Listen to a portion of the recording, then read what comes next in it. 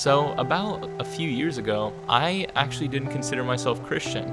I, at a certain point back when I was in high school, started taking my faith very seriously, but I went into my Christian walk with a different idea than what I believe a Christian walk entails today.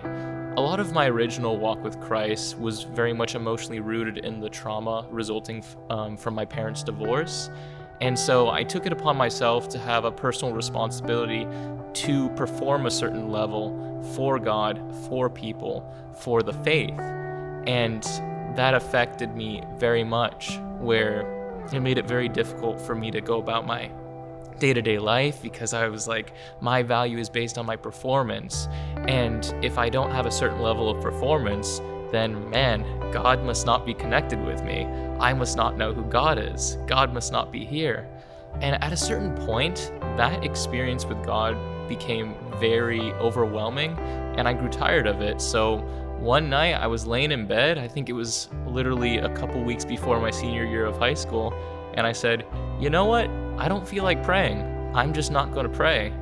And that led to multiple years of agnosticism, which basically means an uncertainty of whether God is real or not, or whether he's present in your life, in the world around you.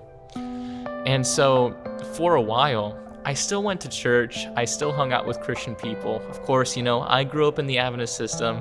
I'm very familiar with everyone here, and it was what I knew and what I was comfortable with. But I kept on going through the motions. I kept on trying to still kind of be a good person, but kind of being a little confused on what is good, who am I, where am I going? And I clung onto certain things, which gave me some semblance of reassurance in that, but it still wasn't what I was really looking for. Fast forward to a few years into my college experience, I actually dropped out because of these feelings that I was experiencing of doubt, of even depression. At a certain point within my college experience, I was like, why am I here? Is the direction that I'm going towards really the direction that I want to go? And is all this college debt really going to amount to anything in the end? So I knew that there was something really going wrong with me emotionally. So I made the very controversial decision to drop out of college. And the first step that I took as soon as I got home was to get therapy. So I looked at literally all of the different centers within my area, looked at all my options, and finally I got a call back from someone. Turned out he was a faith-based therapist. And I still have sessions with him today, but he is a very integral part of why I'm back in the church now.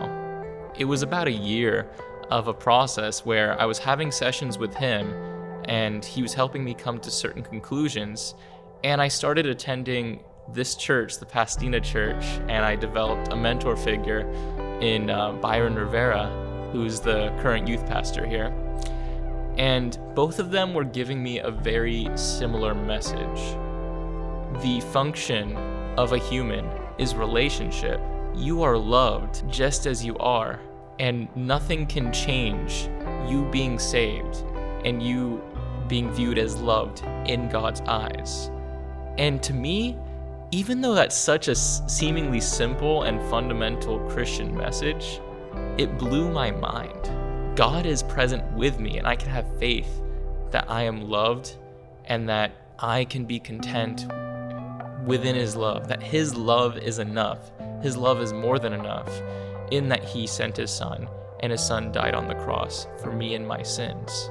Even though that message is so simple, I find that because of the traumas and emotional experiences that we go through, we have a hard time accepting what was originally meant to be so simple and fundamental to the human experience. So fast forward to now, I've been rebaptized, and it definitely hasn't been easy, but day by day I'm learning more how to fully accept God's love into my life and what that means for the love that I could give the people around me.